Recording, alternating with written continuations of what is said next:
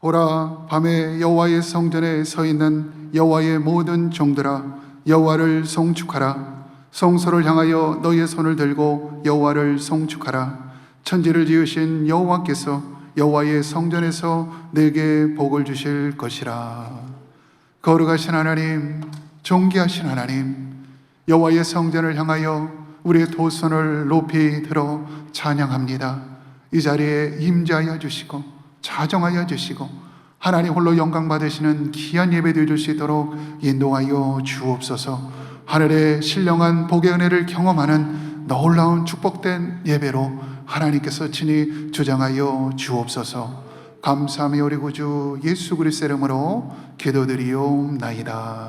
아멘.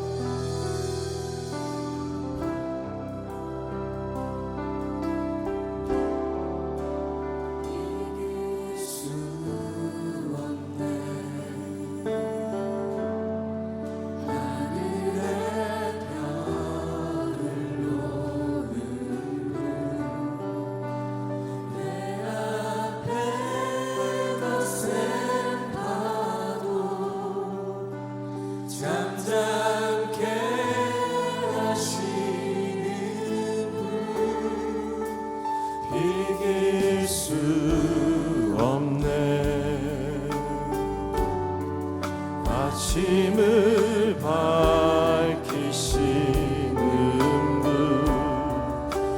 이 땅의 망을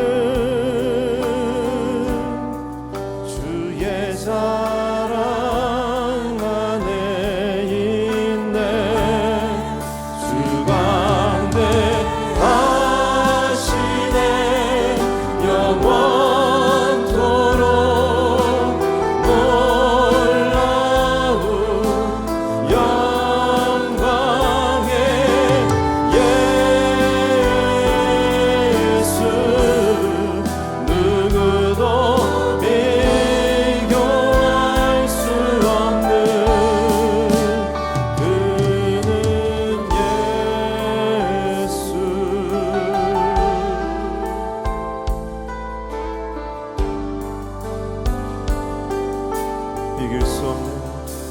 이길 수 없네.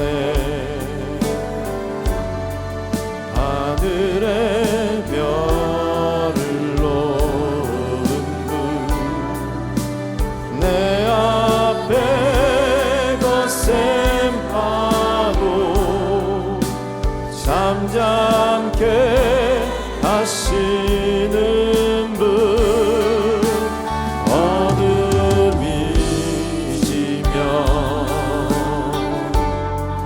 기쁨의 노래 주시네. 아침이 오면 자녀된 우리 찬양해. 주 가운데 하시네.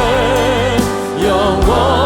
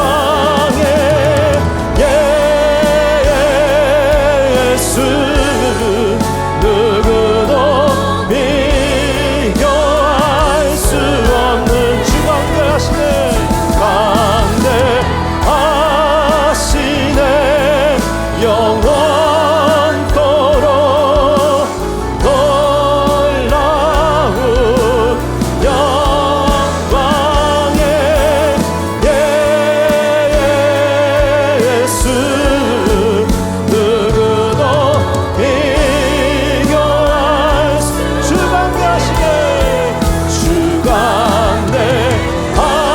주관대하시네 영원토록 놀라운 영광의 예수 누구도 비교할 수 없는 그는 예수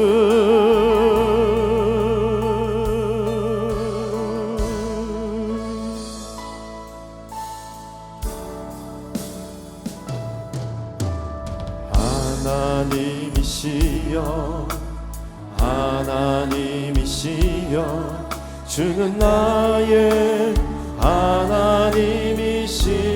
하나님이시로다 나의 몸과 마음 주를 갈망하며 이제 내가 주께 고백하는 말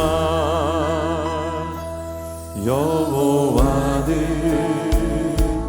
나의 힘이요 여호와는 나의 구원이시니 내가 누구를 두려워하리요 여호와는 생명의 피난처시니 주의 인자가 생명보다 나음으로 내 입술이 여호와를 찬양하리 내 평생에 주를 찬양하며 주의 이름으로 내 손 들리라 하나님이시여 하나님이시여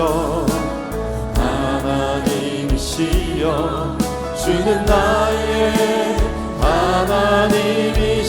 하나님이시로다 나의 몸과 마음 주를 갈망하며 이제 내가 주께 고백하는 말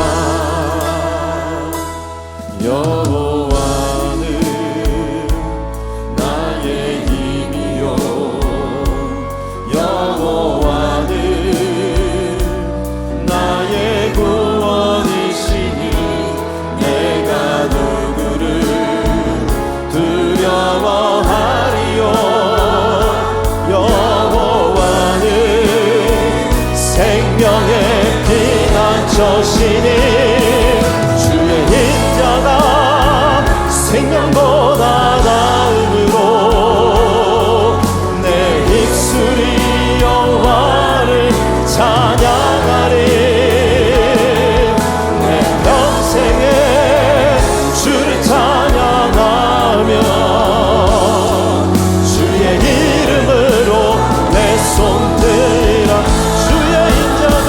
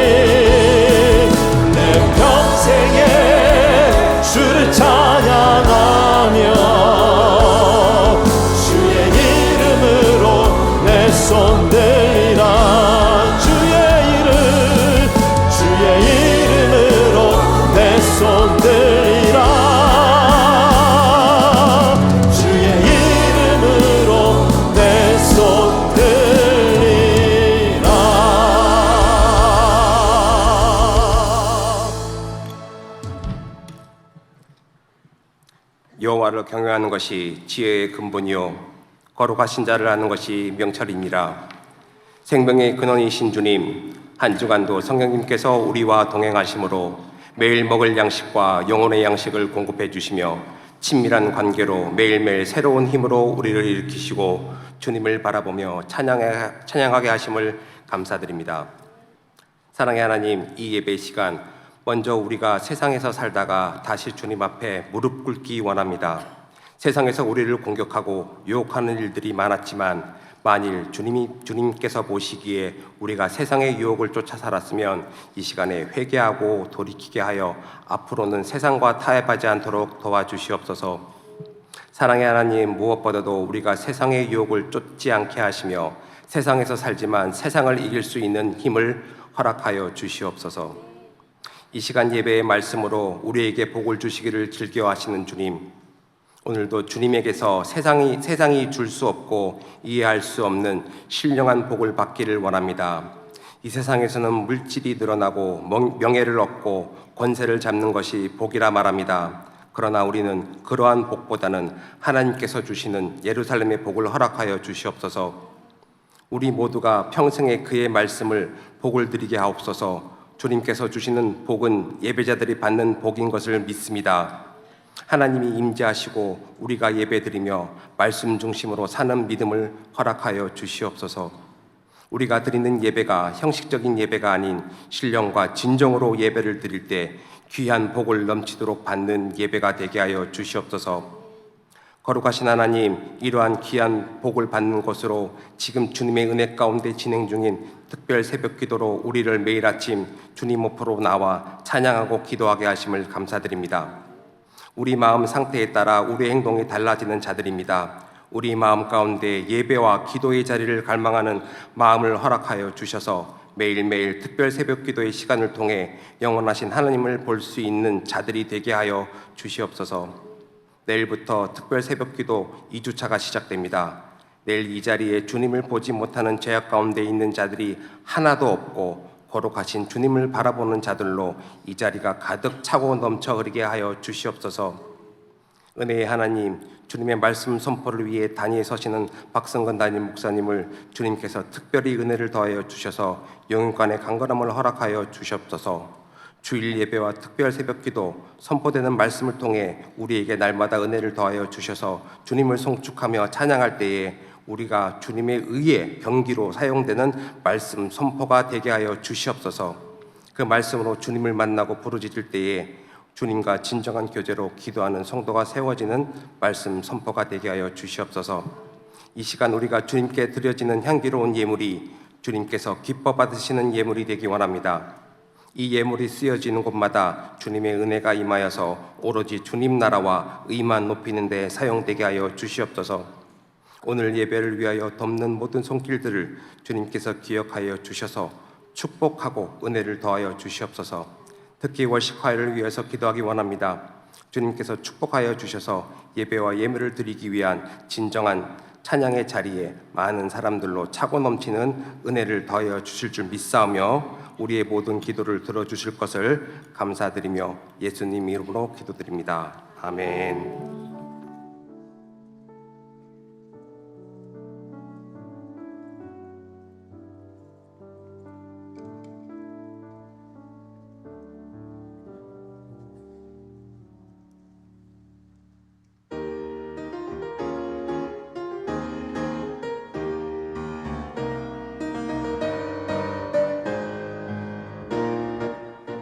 기쁨의 소리 높여 찬양 할렐루야.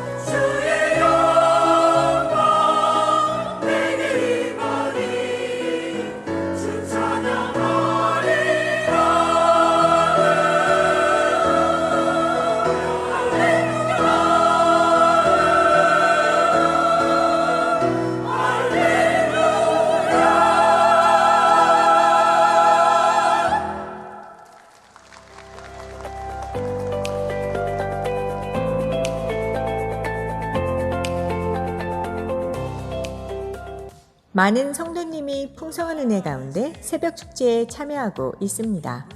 지난 주간에 참석하지 못한 성도님들도 이번 주부터 새롭게 시작하시기 바랍니다. 다음 주부터 2주간을 개근하시는 성도님들을 위해 은혜상이 준비되어 있습니다. 각 목자들은 모닝콜을 통해서 양들을 깨워주시고 양무리들과 함께 참석해 주시기 바랍니다. 또한 매주 토요일은 총동원 새벽 축제로 자녀를 위한 담임 목사님의 축복 기도가 있습니다. 오늘 일찍 주무시고 내일 새벽에 뵙겠습니다. 오는 11월 27일 오전 10시 30분에 추수감사절 연합예배가 있습니다. 온 가족들이 함께 모여 한 해 동안 하나님께서 베풀어 주신 은혜에 감사하는 시간입니다. 예배 직후에는 전 성도가 함께 참여하는 추수감사절 뱅킷이 진행됩니다. 이중 언어로 진행되는 추수감사절 연합예배에 여러분 모두를 초대합니다. 추수감사절을 맞이하여 이를 단기 선교팀원을 모집합니다. 홍로경 선교사님이 사역하는 엔세나다 지역과 황인주 선교사님이 사역하는 몽족을 방문합니다. 특별히 몽족에 많은 선교팀원이 필요합니다.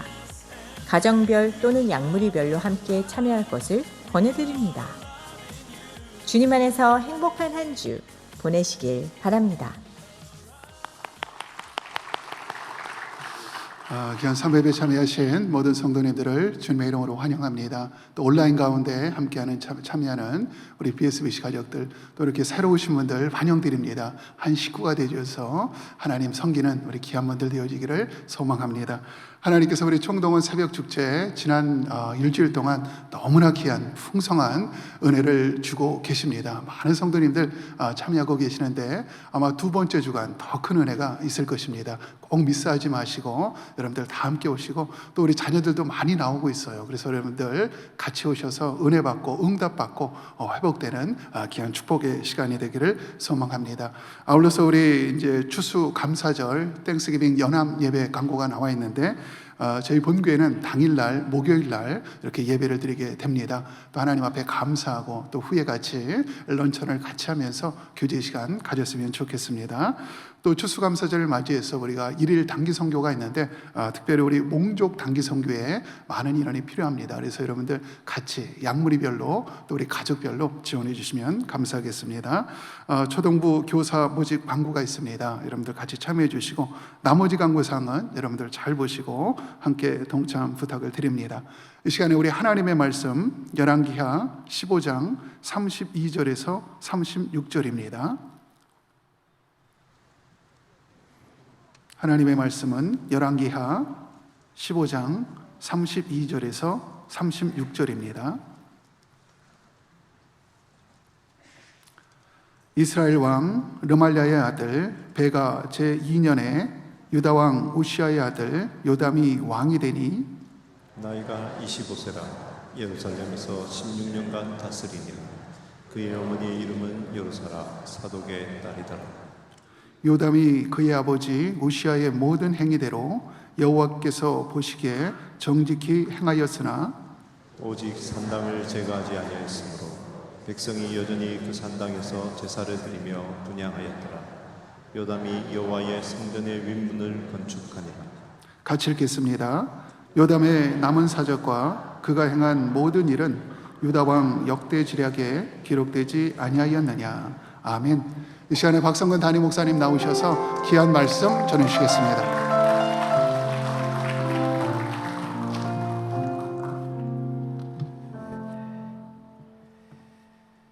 흔히 인생을 집을 짓는 건축으로 비유할 때가 많이 있습니다. 모든 사람들이 자기 나름대로 무언가를 지으며 인생을 살기 때문이겠죠. 중요한 것은 무엇을 지으며 살 것인가 라고 하는 것입니다. 어떤 사람은 일평생 세상 집만 짓다가 가기도 하고 어떤 사람은 하나님 나라를 짓다 가기도 합니다. 하나님 나라 짓는 자를 킹덤 빌더라고 하죠. 우리가 인생에서 무엇을 건축하냐에 따라서 남긴 열매가 달라지게 되는 것입니다. 우리가 너무나 잘 아는 알렉산더 대왕의 경우를 보면 그는 전 세계를 정복하기 위해 영토를 확장하다 인생을 마쳤습니다. 그는 20세 왕위에 올라서 13년 동안 550만 제곱킬로미터의 땅을 정복했다고 합니다. 남쪽으로는 이집트와 북아프리카, 동쪽으로는 인도의 펀자브 지역까지 정복을 했습니다. 그것이 헬라 제국이죠. 역사상 가장 큰 제국 중에 하나였습니다. 그러나 그는 과도한 음주와 문란한 삶으로 기원전 323년도에 33살의 젊은 나이로 바벨론에서 죽고 말았습니다. 그의 죽음에 대한 여러 가지 많은 이론들이 있습니다만은 독살당했다는 설도 있고 과도한 성적 문란으로 죽었다는 설도 있습니다만은 증거는 없습니다. 많은 역사가들은 알렉산더의 무리한 원정과 과음, 극심한 피로로 인해 면역력이 약화되었고 이것이 질병으로 이어졌다고 보고 있습니다. 영국 런던 대학교의 캐서린 홀 같은 분은 길랭뷰레 증후군이라고 해서 희귀한 세균에 감염되어서 신경이 마비된 상태에서 6일 동안 혼수 상태를 헤매다가 죽었다고 그렇게 설명을 했습니다. 당시 세계의 절반에 해당하는 큰 땅을 정복했지만 정작 자신의 몸에 들어온 작은 세균 하나를 이기지 못해 젊은 나이에 허무하게 세상을 떠나고 만 것입니다. 그래서 나온 유명한 우화가 있죠. 이건 역사적 팩트는 아닙니다.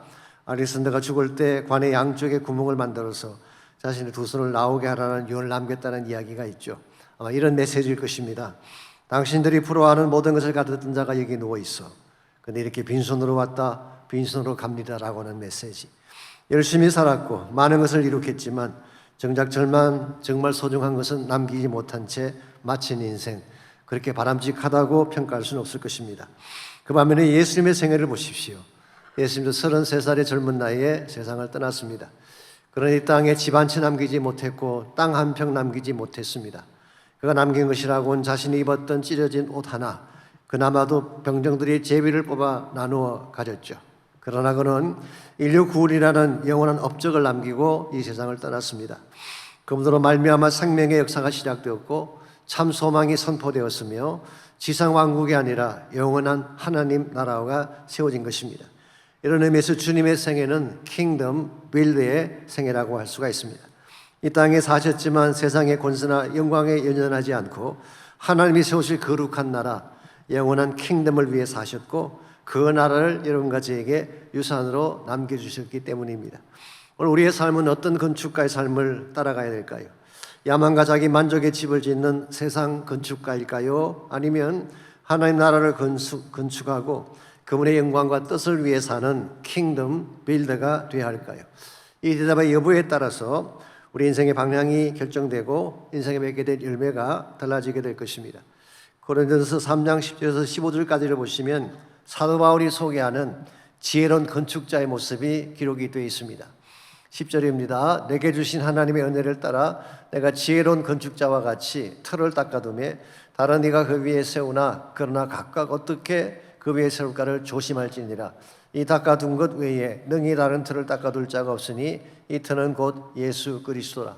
여기 보시면 지혜로운 건축자라는 표현이 나오죠. wise builder라고 번역하기도 하고 expert builder라고 번역하기도 했습니다. 킹 제임스 버전은 master builder라고 번역을 했어요. 건축의 모든 과정을 잘 알고 바르게 집을 짓는 자를 말하는 것입니다. 바르게 집을 지으려면 세 가지 요소가 꼭 필요합니다. 첫 번째로 바른 기초가 필요하죠. foundation. 어쩌면 가장 중요한 것이, 집을 지으면 가장 중요한 것이 든든한 기초를 만드는 것입니다. 사도 바울은 그 기초를 예수 그리스도라고 소개하고 있죠. 이 닦아둔 터 외에, 이 예수만한 터는 파운데이션을 말합니다. 능히 다른 터를 닦아둘 자가 없으니 이 터는 곧 예수 그리스도라고 했습니다. 예수님 외에는 우리 인생에 다른 기초가 없다는 뜻일 것입니다. 두 번째, 어떤 재료를 사용할 것인가? 요즘 아시는 대로 자재값이 너무 올라서 건축 힘들다는 이야기를 많이 하지 않습니까? 싸구려 자재를 쓰면 아무리 잘 지은 것처럼 보여도 싸구려 건물이 되는 것입니다. 그러므로 지혜로운 건축자는 최상의 자료로 건물을 짓습니다. 12절을 보시면 그게 여러 가지 재료들이 나열되어 있는데요. 크게 나누면 두 가지 종류로 나눌 수가 있습니다. 하나는 영원한 가치를 대표하는 것이고 또 하나는 일시적 가치를 대표하는 재료들입니다. 예컨대 나무나 풀이나 집 같은 것은 일시적인 가치를 의미하는 것이죠. 그럴듯해 보이지만 불로 테스트해 보면 금방 타버리고 마는, 예컨대 돈이랄지 사치랄지 허영 같은 것이 그에 해당할 것입니다. 이런 것들로 집을 짓고 살게 되면 우리가 집을 잘 지은 것처럼 보이지만 실상은 허술한 집을 짓게 되는 것입니다.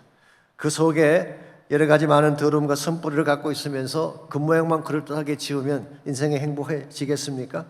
그 반면에 금이나 은이나 보석이라고 하는 것은 영원한 가치를 상징하는 것입니다. 예컨대 사랑이 그에 해당합니다. 진리나 거룩함이나 신실함이나 integrity 혹은 purity 이와 같은 것들이 영원한 가치에 해당하는 것이죠. 이와 같은 것들로 지은 가정이나 인생은 결단코 무너지지 않습니다. 아름답고 존귀한 열매를 맺는 것입니다. 마지막 세 번째로 필요한 것이 준공검사입니다. Final inspection을 받아야 되는 것입니다. 이것을 받지 아니하면, 통과하지 아니하면 건물에 들어가 살 수가 없습니다. 물론 무허가로 살면 되겠지만 나중에 발각이 되면 다 허물어야 되고 때에 따라서는 벌금까지 부려야 하는 것입니다. 사도 바울은 이 마지막 테스트를 그날이 공적을 밝힌다는 표현을 했어요. 여기서 말하는 그날은 심판의 날을 말합니다.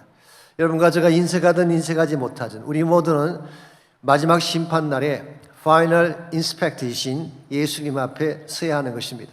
우리가 일생 동안 살아왔던 모든 삶의 열매들을 손에 들고 그분의 평가를 받아야 합니다. 그때 예수님께서 잘했다라고 칭찬을 해줄 때에 우리 인생이 바르게 산 것이 되는 것이지, 그렇지 않다면 우리 인생은 바르게 산 것처럼 보였지만 실패작이 되는 것입니다. 이런 면에서 우리는 세상 사람들이 보내주는 박수나 세상의 성공에 속아서는 안 되는 것입니다. 우리의 진정한 인스펙트이신, 파이널 인스펙트이신 예수님께서 기뻐하실 인생을 건축해야지 우리 인생이 바르게 진행이 되는 것입니다. 여러분과 저에게는 두 가지 옵션이 있습니다. 세상 집을 지으며 살 것이냐, 하나님 나라의 집을 지으며 살 것이냐. 여러분과 제가 킹덤 빌더가 되어질 때, 하나님 나라를 건축하는 자가 될 때에 한 번을 살아도 바르게 살게 되고 삶의 열매가 가치 있게 되는 것입니다. 우리가 킹덤 빌더로 살려면은 우리 영성을 먼저 건축을 해야 됩니다. 우리 내면에 먼저 하나님이 기뻐하시는 바른 열매가 있고 바른 자질이 있어야지 우리 모두가 킹덤 빌더가 되어서 하나님 나라를 세울 수가 있는 것입니다. 우리가 어떻게 하면 우리의 영성을 건강하게 건축함으로써 하나님 나라를 세우는 자로 하나님이 기뻐하시는 인생으로 살아갈 수가 있을까요? 오늘 같이 봉독한 본문에 보시면 유다 왕 요담이 건축했던 작아 보이지만 사실은 소중했던 건축에 대한 이야기가 오늘 본문에 소개가 되어 있습니다. 먼저 32절을 보시면 이스라엘 왕 르말라의 아들 베가 제2년에 유다 왕 우시아의 아들 요담이 왕이 되니 그랬어요. 이 말씀에 의하면은 요담은 우시아의 아들인 것을 알 수가 있죠. 우시아는 지난주 소개해드린 것처럼 유다 역사상 가장 유능했던 왕 중에 하나였습니다. 그는 영토를 많이 확장했고 주변 국가들을 정복하고 조공을 받았습니다. 52년 동안 유다 왕국을 통치하면서 경제적인 부와 정치적인 안정을 가져왔던 막강한 왕이 우시아였습니다. 이와 같이 외적으로는 엄청난 업적을 건축했지만 그의 내면은 상해 있었습니다. 그 마음 중심에 교만이 있었기 때문이죠. 그 결과는 하나님의 율법을 멸시하고 성전에 들어가 분향을 하다가 나병에 걸리는 불행을 당하게 됩니다. 그리고 남은 생에 별궁에 숨어 살며 수치스럽게 세월을 보내다가 이 땅을 떠나고 말았습니다. 많은 성경학자들은 우시아가 별궁으로 쫓겨나고 그의 아들 요담이 왕위에 오른 뒤에도 섭정을 했을 것이라고 보고 있습니다. 그는 여전히 왕복을 입고 왕행세를 한 것입니다. maybe 낮에는 떵떵거리며 왕과 같이 살았는지 모르지만 밤만 되면 홀로 별궁으로 돌아가서 왕복을 벗게 됩니다. 왕복을 벗으면 문둥병으로 썩어 들어가는 자신의 몸을 볼 수밖에 없을 것입니다. 밤마다 홀로 서서히 죽어가는 자신의 모습을 보며 무엇을 느꼈을까요? 행복했을까요? 자신의 삶이 자랑스러웠을까요? 결코 아닐 것입니다. 이와 같은 것이 세상 번영이 가져오는 우리 삶의 모습인 것입니다. 하나님을 떠난 성공, 하나님과 단절된 채 누리는 물질적인 부는 진정한 행복의 원인이 될 수가 없는 것입니다. 그 반면에 이 모든 것을 지켜보았던 그의 아들 요담은 아버지의 전철을 밟지 않았습니다.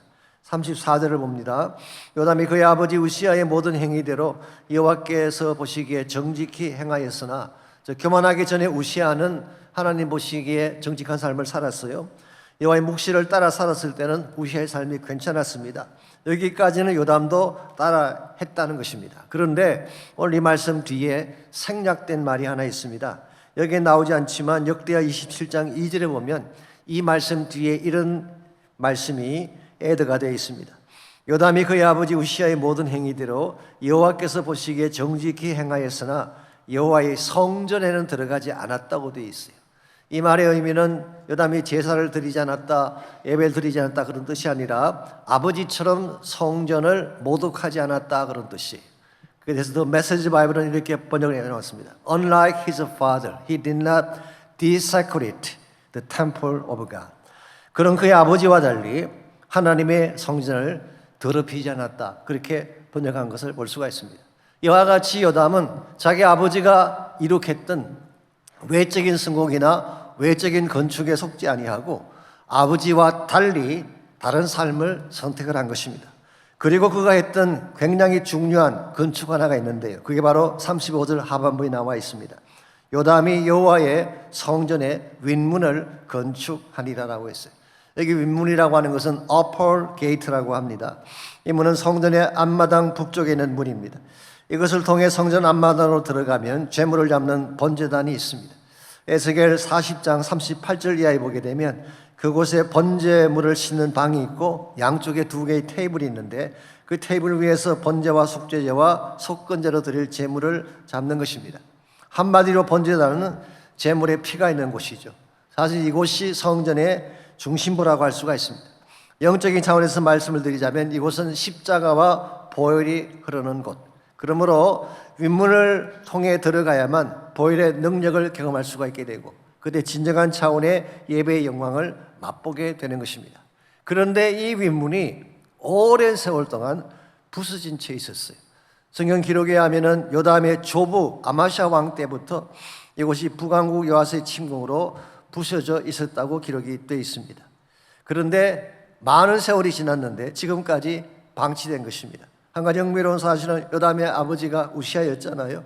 52년 동안 제위에 있으면서도 그는 이 깨어진 문을 고치지 않았어요. 방치해 둔 것입니다. 왜 그랬을까요? 우시아의 관심사는 영적인 것이 아니었기 때문이에요. 우시아는 52년 동안 땅을 정복하고 정치, 경제, 군사를 강화하는 데에 외형을 건축하는 데 전심을 다 쏟았지만 하나님을 제사하는 성전에는 관심이 없었던 것입니다. 그래서 52년 동안 윗문이 깨어진 가운데 있는데 그대로 방치를 한 것입니다. 그랬는데 요담은 본인이 왕이 되자마자 바로 이 아폴 게이트를 건축을 했습니다. 그 말의 의미는 성전 제사를 회복하고 영성을 강화하기 위한 것이었습니다. 우리는 여기에서 두 사람의 다른 가치관, 다른 삶의 우선순위를 발견할 수가 있죠. 우시아의 가치관은 뭘까요? 우시아의 우선순위는 뭘까요? 외적인 번영입니다. 세상적인 번영을 건축하는 것이 그의 최고 우선순위였습니다. 그 반면에 요담의 최고 우선순위는 예배와 영성을 건축하는 것이었습니다. 물론 세상 번영도 필요하고 외적인 성공도 필요합니다. 그것도 건축을 해야 되겠지만 그러나 우리가 먼저 해야 될 것이 영성을 건축해야 된다는 것입니다. 여러분 가정의 삶에도 우선순위가 필요합니다. 저는 외적인 성공은 필요 없다 그렇게 말씀드리는 게 아니에요. 외적인 어떤 업적은 필요 없다 그런 말씀이 아니라 우선순위를 정해야 된다는 것입니다.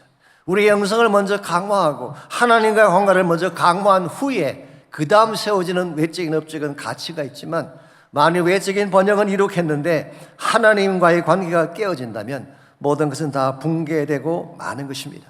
이런 의미에서 여러분들과 관심 가져야 될 중요한 사실은 내가 지은 이 인생 건축이 파이널 인스펙트이신 예수님께서 보실 때에 어떻게 평가를 받을 것인가, 우린 여기에 주목을 해야 하는 것입니다.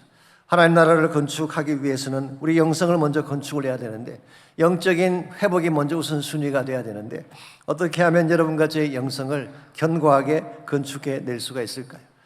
여러분과 저는 예수님 믿는다고 고백은 하지만 우리 영성의 현실을 보게 되면 무너진 부분도 많고 허물어진 부분도 많이 있을 것입니다. 외형상은 그럴 때 보이는 크리스찬처럼 보이지만 우리 내면의 상해 있는 경우가 흔히 있지 않습니까? 이와 같이 상한 부분, 깨어진 우리 인생의 윗문을 다시 건축하지 아니하면 진정한 차원의 하나님 나라 일꾼으로 살 수가 없는 것입니다. 그러므로 우리가 어떻게 하면 우리 영성을 다시 건축함으로써 우리의 남은 생애가 킹덤 빌더가 되어서 하나님 나라를 세우는 인생을 살아갈 수 있을까? 오늘 본문에 소개된 요담의 케이스를 통해서 우리 영성을 건축하는 3가지 비결을 함께 정리해 보려고 합니다. 첫 번째로 영성을 건강하게 건축하려면 믿음의 양육이 필요합니다. 제가 처음 시작할 때 소개해드린 것처럼 우리 영적 생활의 기초가 뭐라고 했죠? 파운데이션이 바로 예수 그리스도를 믿는 믿음이에요. 그리고 이 믿음이 점점 성장해 가야지 우리 영성이 건강하게 건축되어져 가는 것입니다. 우리의 믿음이 성장해 가려면 뭐가 필요할까요? 우리 믿음을 양육시켜줄 영적인 멘토가 필요한 것입니다. 요담의 케이스를 보게 되면 요담에게는 그의 삶에 선한 영향을 끼쳤던 영적 멘토가 있는 것을 발견할 수가 있어요. 33절입니다. 나이가 25세라 예루살렘에서 16년간 다스리니라. 그의 어머니의 이름은 여루사라 사독의 딸이더라라고 했어요. 여기 그다음에 어머니가 소개되어 있는데요, 사독의 딸이었다고 소개하고 있어요. 일반적으로 성경에서 여자분을 소개할 때는 대개 출신 지역을 언급을 합니다. 예루살렘 사람이었더라, 부엘세바 사람이었더라, 시온 사람이었더라, 그렇게 소개를 하는데 오늘 본문에서 요담의 어머니 여루사는 출신 가문을 소개하고 있습니다. 사독의 딸이었더라. 이게 무엇을 강조하기 위한 것일까요? 이 어머니의 영적 배경을 강조하기 위한 시도인 것을 알 수가 있습니다. 사독은 제사장 가문을 말하는 것입니다. 그러므로 그의 어머니는 제사장 가문에서 성장하면서 경건을 배우고 제사와 율법을 배우고 하나님의 성전을 거룩하게 만드는 것이 무엇인지를 배우며 성장을 했을 것입니다. 그래서 이 어머니는 성전을 귀중히 여기고 제사를 철저하게 드리고자 한 것이죠. 요담이 어머니의 영향을 많이 받은 것 같습니다. 많은 성경학자들은 요담에게 두 모델이 있었는데 하나는 아버지 모델이죠. 우시아의 모델. 우시아의 모델은 정치를 잘하고 외형을 세우는 번영을 이룩하는 그 모델. 그 반면에 어머니 모델이 있어요. 우시아의 모델은 성전을 소중히 여기고 말씀과 기도와 영성을 소중히 여기는 모델.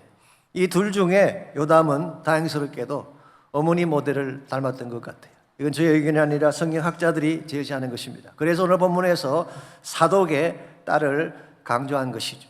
신약 성경에 나오는 디모데의 케이스도 마찬가지입니다. 디모데에게 거짓없는 믿음이 있었잖아요. 그 믿음이 어디서 왔나요? 외조모 로이스와 어머니 유니게로부터 왔다고 성경은 기록하고 있습니다. 아버지 역할도 중요하지만 어머니 역할은 얼마나 중요한지를 알 수가 있죠. 이런 의미에서 여러분과 저의 삶 속에도 우리 영성을 디벨롭 시켜줄, 우리 믿음을 성장시켜줄 멘토가 필요한데 이 멘토를 잘 만나야지 여러분 영성이 건강하게 되는 것입니다. 여러분의 삶 가운데도 가만히 생각해 보면 여러분 영성을 도왔던 멘토가 있을 거예요. 제 개인의 삶 속에도 가만히 뒤돌아보니까 제 영성을 많이 도와주셨던 멘토가 있었어요.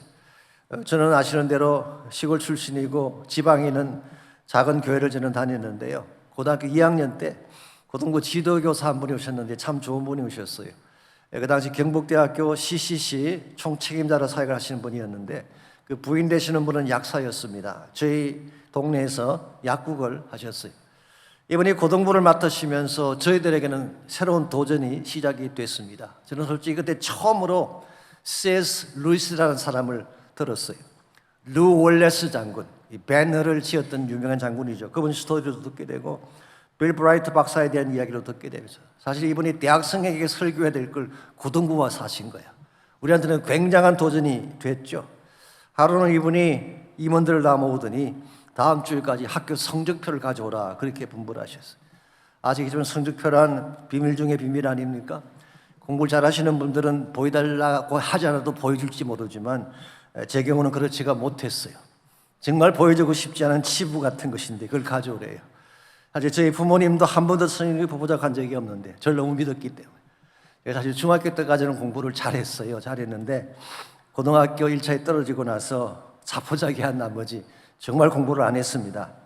그 당시 제 성적이 한 반에서 한 40등, 50등 있었어요. 거의 꼴찌에 가까웠는데요. 이 성적표를 가져오라고 하니 내가 어떻게 가져오겠어요. 그러나 당시 제가 고등부 회장을 맡고 있었고 임원들이 다 있었기 때문에 부득불 안 가져올 수가 없었습니다.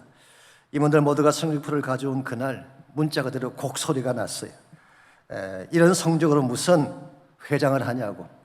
예수 믿는 우리가 세상보다 앞서가도 복음을 전할까 말까 하는데 이런 성적으로 무슨 메시지가 있겠냐 호통을 치시는데 할 말이 없었어요. 그때 제가 깨달은 것이 있습니다. 복음을 전하려면 내가 먼저 바로 돼야 되겠구나. 그래서 어린 나이지만 나름대로 결심을 하고 진짜 다시 공부를 시작했더니 그 다음 학기에 한 3등이 나왔어요. 얼마나 학교가 후진지 아시겠죠? 잠깐 공부한다고 갑자기 50등이 3등 되는 그런 학교. 그분이 저희들에게 선교단체 수준으로 복음을 가르쳐 주셨어요.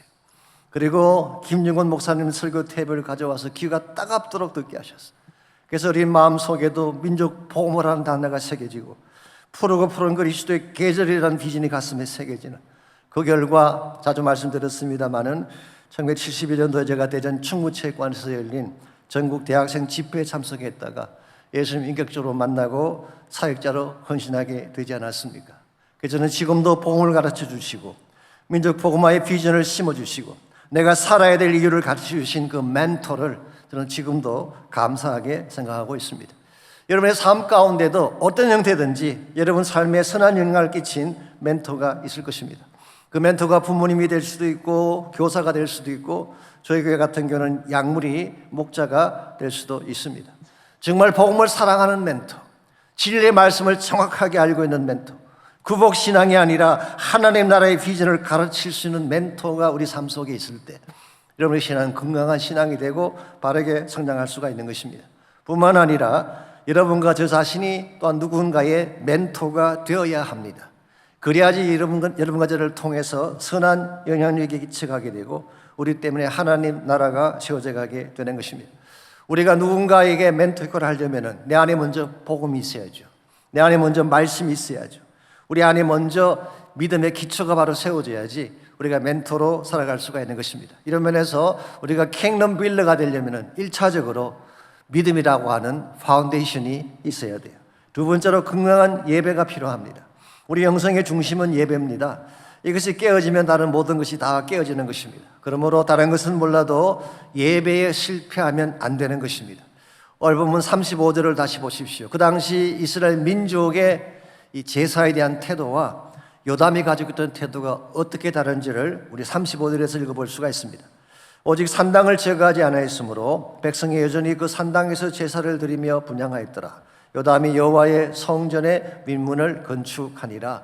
여기 보시게 되면 그 당시 백성들은 산당 제사를 추구를 했습니다. 그래서 여전히 산당에서 예배를 드린 것입니다. 사실 성전이 건축되기 전까지는 산당 제사를 드릴 수밖에 없었어요. 그래서 사무엘도 산당에서 제사를 했고 솔로몬 같은 경우도 1000번제를 기본 산당에서 드리지 않았습니까? 그런데 이제 성전이 건축이 됐어요. 정식 제사가 성전에서 드려지고 있음에도 불구하고 스틸 백성 가운데 많은 사람들이 산당 제사를 드린 거예요. 이유가 뭘까요? 한 두 가지 이유를 우리가 생각해 볼 수가 있습니다. 첫 번째는 편리하기 때문이죠. 산당이라고 하는 것은 하이 플레이스를 말합니다. 언덕이나 산 위를 말하는 것인데요. 뭐 자기 동네에서 언덕에 올라가면 얼마든지 산당 제사를 드릴 수가 있죠. 근데 성전까지 오려면 예루살렘으로 와야 돼요. 또 성전 제사 드리려면 제물도 까다롭게 체크를 하잖아요. 그러니 어느 게 더 편할까요? 자기 집 가까이 있는 산당 제사 드리는 게 훨씬 더 편리한 것입니다. 그런데 여러분, 하나님께 드리는 제사를 편리하다는 이유로 내 마음대로 드려도 괜찮을까요? 오늘 많은 사람들이 예배를 이렇게 생각하는 분들이 계세요. 내 편리한 방법대로 드리고 내 자기의 만족을 위해 예배 드리는 경우가 흔히 있는데 이건 사실 대단히 위험한 것입니다. 그러므로 오늘 본문에 나오는 산당제사 백성이 드렸던 그 이유는 첫째는 편리하기 때문에, 두 번째 이유는 이미 그들 마음이 혼합주의가 들어갔기 때문에 그랬던 것입니다. 산당제사나 아시는 대로 이방 신들을 드리는 제사도 함께 곳에 드려지잖아요. 이렇게 함께 하다 보면 영적으로 오염될 수밖에 없는 것입니다. 그래서 하나님께서 산당제사를 경계하게 하신 것입니다. 오늘 이 시대에도 교회 안에 세상적인 것이 많이 들어와 있어요. 심지어 예배 안에도 세상적인 혼합주의가 많이 들어와 있습니다.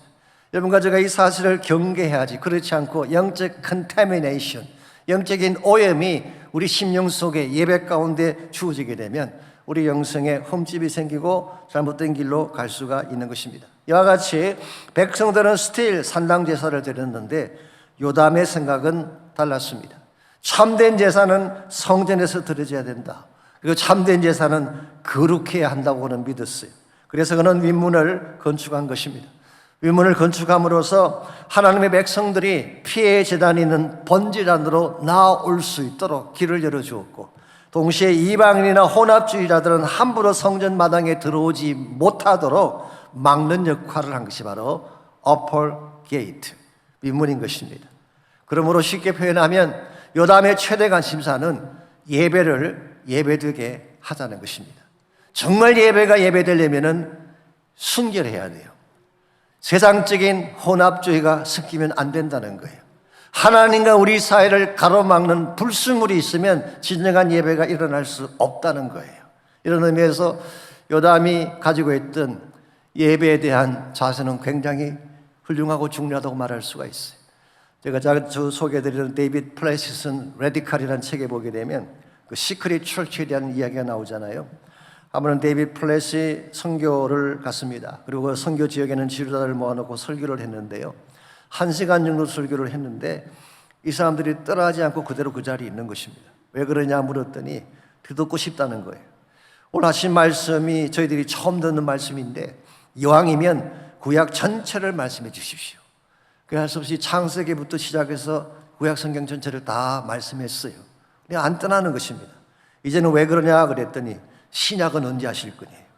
그래서 결국 구약 전체 다 하고 신약 다 하는데 11시간 동안 성경 말씀을 강의하고 가르치는데 그대로 스테이하면서 듣더라는 거예요. 이를 경험하고 나서 데이비드 플래시 자신에게 스스로 던진 질문이 것입니다. 사실 이 사람들은 종일 일을 하고 온 사람들, 대다수가 농부들이었어요. 하루 일을 해서 얼마나 피곤하겠어요. 더구나 푹신한 의자도 없고 에어컨도 없고 영상시설도 없고 찬양팀도 없고 기타나 음향시설 하나 없는데 어떻게 이 사람들은 11시간 동안을 말씀에 집중하고 이렇게 예배에 집중할 수 있냐는 거죠. 그가 내린 결론은 이것입니다.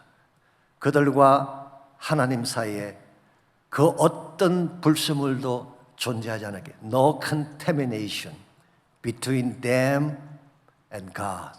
하나님과 그들 사이에 어떠한 불순물도 없기 때문에 페니 크로스비의 말씀을 인용하자면 세상과 나는 간 곳 없고 오직 구성한 주만 보일 때 그때 순전한 예배가 주어지게 되는 것입니다.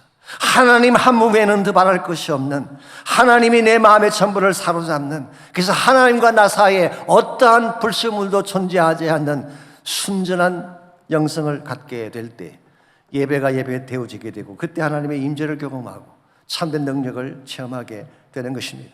이런 의미에서 오늘날 이 시대에는 너무 가진 것이 많아요. 현대인들은 너무나 가진 것이 많기 때문에 예배 순전성을 가지는 것이 참 쉽지가 않아요. 우리의 마음이 너무 많이 오염되어 버렸어요. 순전한 영성을 상실한 적이 많이 있습니다. 여러분과 제가 정말 주일마다 예배를 향해 나오는데 정말 이 예배가 예배되려면 하나님의 프레젠스 앞에 순전한 영성으로 나가야 돼요.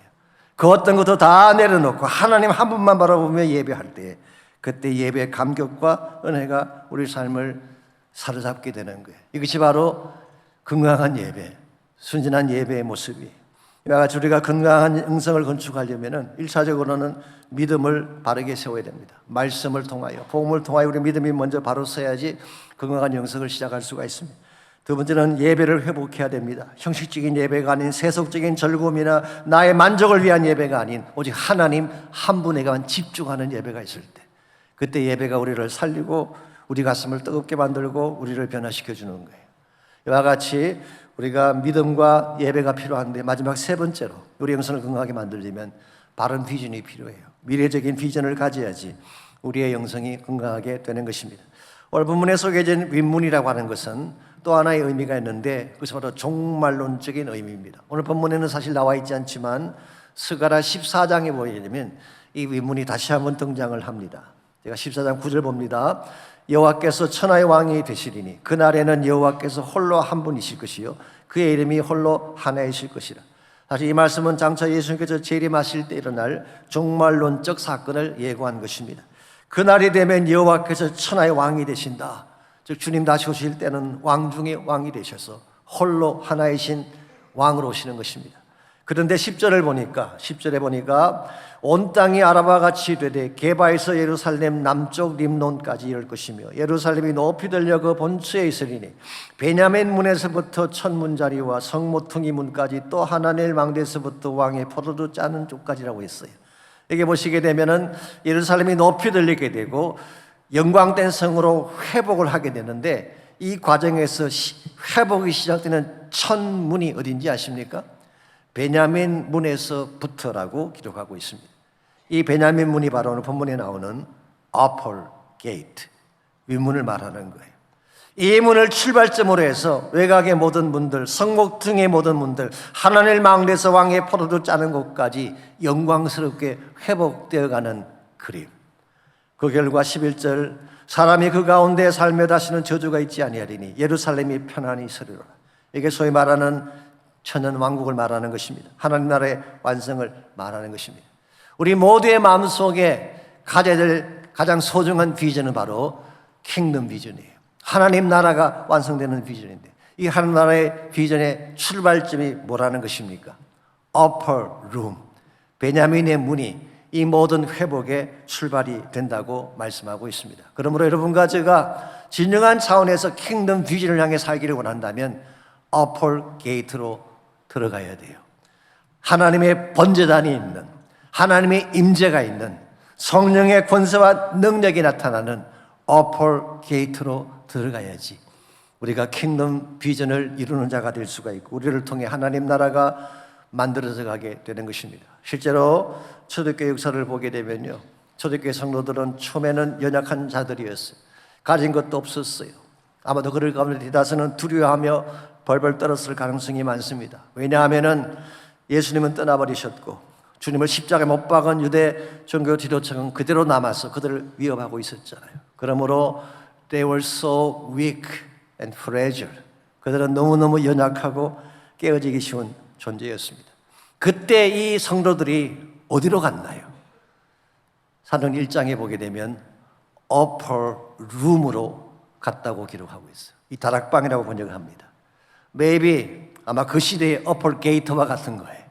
오늘 본문에서 요담은 upper gate로 나아갔지만 초대교회 성도들은 upper room으로 들어간 것입니다. 바로 그 방이 기도의 방이었고 그 방에 성령께서 임하셨고 성령이 임하시는 그 순간 그 upper room에서부터 온 세계 열방을 향한 복음의 운동이 시작된 것입니다. 오늘 여러분과 저에게도 이 방이 필요해요. 여러분이 세상 가운데 살면서 하나님과 단절된 가운데 살면서 하나님 나라 비전을 이야기하는 것은 사실은 앞뒤가 맞지 않습니다. 정말 하나님 나라의 비전을 사모한다면 주님 다시 오실 길을 예배하기를 원한다면 우리 모두는 다 upper room으로 올라가야 돼요. 기도의 장소로 나가야 되는 것입니다. 전심을 다해 기도하는 가운데에 성령 받아야 돼요. 성령이 임하면 우리 가슴이 뜨거워지게 되고 성령이 임하면 복음이 능력을 갖게 되는 거예요. 그때에 세계 선교의 꿈도 가능해지고 하나님 나라의 성취도 가능해지는 것입니다. 여러분, 이 시대는 점점 더 어두워져 가고 있습니다. 세속주의 바람이 하나님의 교회를 치고 있습니다. 세속주의 바람이 크리스찬 삶의 현장을 치고 있지 않습니까? 이와 같은 때에 여러분과 제가 영성을 새롭게 하지 아니하면 우리는 세속주의의 물결에 떠내려갈 수밖에 없는 것입니다. 어떻게 이 수렁한 세상의 물결을 거슬려서 하나님 나라를 만들 수가 있겠어요? 우리 힘만으로는 안 됩니다. 하나님의 능력을 받아야 돼요. 영성을 디벨롭해야 돼요. 성령을 받아야 돼요. 그래야지 우리가 이 성령의 능력을 가지고 다시 하나님의 나라를 만들어내고 주님의 나라를 만들어내어서 주님 다시 오시는 그날까지 복음 위에 살 수 있게 되는 것입니다. 저는 여러분이나 저희 교회가 이 마지막 시대에 정말 하나님의 복음과 비전을 위해 쓰임받기를 원합니다. 주님 오실 날 멀지 않았습니다. 가까운 시기에 언제 오실지 모르지만 가까운 시기에 예수님이 오실 거예요. 주님이 만일 오신다면 어떠한 모습으로 그 주님을 만날 것인가? 우리가 세상에서 일만 하다가 사업만 하다가 세상 재미에 젖어 살다가 주님 만날 수 있겠어요? 정말 날 사랑하는 주님, 내가 사모하는 그 주님이 이 땅에 오시는 것이 분명하다면 우리가 주님 앞에 합당한 모습으로 서야 되지 않겠습니까? 혹시라도 우리의 영성이 삐뚤 가운데 있다면, 우리의 관심사가 세상에 너무 쏠려 있다면 이 모든 것을 돌이키고 다시 하나님 앞으로 돌아가는 시간이 있기를 바랍니다.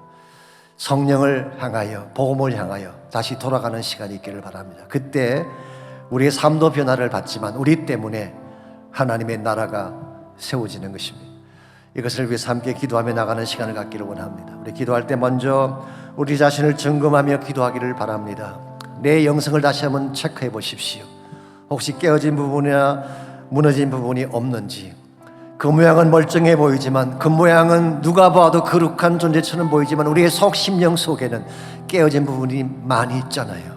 이 모든 것들을 다 토해내고 번제 안에 십자가 보혈의 능력을 붙잡고 기도할 때 우리 영성이 다시 회복될 수가 있습니다.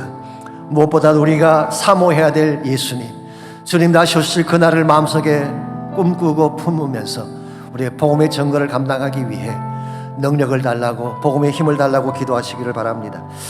저희 교회가 청동 새벽 축제 지난주가 시작됐습니다. 남은 2주간 동안에 온 교회가 함께 모여 기도하는 가운데 다시 한번 이 교회가 마지막 시대의 복음을 깨우는 교회로 거듭날 수 있도록, 예수 그리스도의 나라가 세워지는 교회로 쓰임받을 수 있도록 우리 함께 합심해서 기도하겠습니다.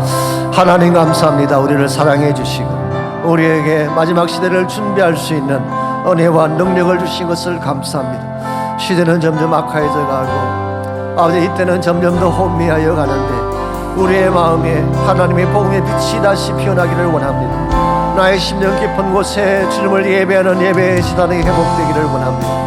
나의 삶 가운데에 하나님의 성령의 은혜와 능력이 회복되기를 원합니다. 주님 간절히 원합니다. 다시 한번 하늘 문을 여시고 성령으로 기름 부어주시고 우리의 영을 새롭게 하셔서 하나님 나라를 예배하며 주님 오실 길을 예배하며 주의 나라 영광과 비전을 향해 나아갈 수 있는 우리 모두가 되게 하여 주시옵소서.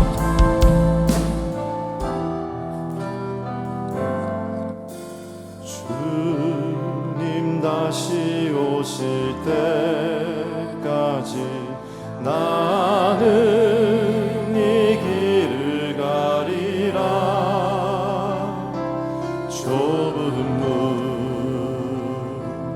좁은 길 나의 십자가 지고 나의 가는 이 길 끝에서 나는 주님을 보리라. 영광의 내 주님 나를 맞아주시리. 주님 다시 오실 때까지 나는 일어나 달려가리라. 주의 영광 온 땅 덮을 때 나는 일어나 노래하리. 내 사모하는 주님 온 세상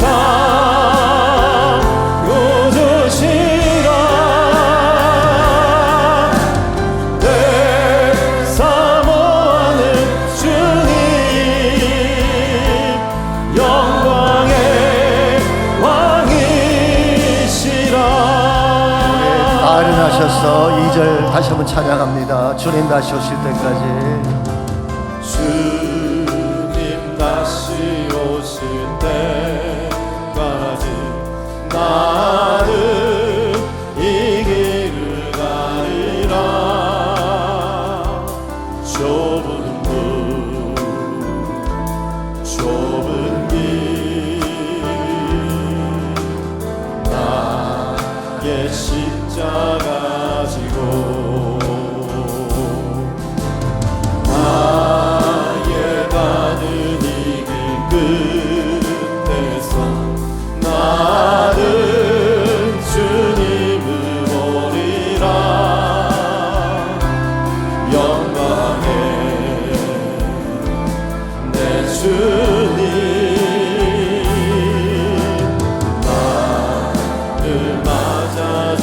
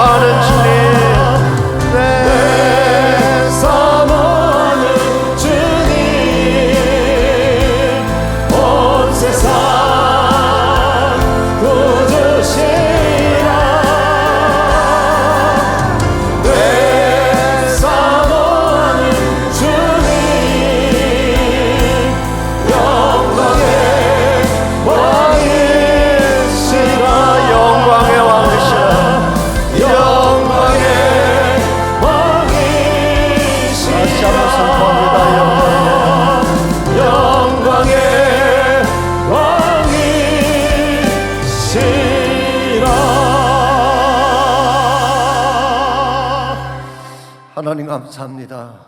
이 주님의 다시 오실 날을 사모하며 주의 앞에 달려갈 그날을 고대하며 주의 복음과 비전을 위해 살게 하시니 감사합니다. 우리만으로 살 수 없습니다. 성령님 동행해 주시고 말씀의 권세 능력 우리 모두에게 심어주셔서 마지막 시대에 우리 모두가 킹덤 빌더가 되게 하시고 주의 오실 길을 예배하는 자들이 되게 하시고 오실 예수님을 맞이하기에 부족함이 없는 참된 그리스도의 일꾼들이 다 될 수 있도록 은혜를 베풀어 주시옵소서. 이제는 우리 구주 예수 그리스도의 은혜와 하나님 아버지의 무한하신 사랑과 성령님의 충만한 임재하심이 예배를 마치고 돌아가는 모든 성도 한 분 한 분에게 그들의 가정과 삶의 터전과 자녀들과 자손들 위해 이제로부터 우리 주님 다시 오시는 그날까지 항상 함께 하시기를 예수님의 이름으로 간절히 축원하옵나이다. 아멘.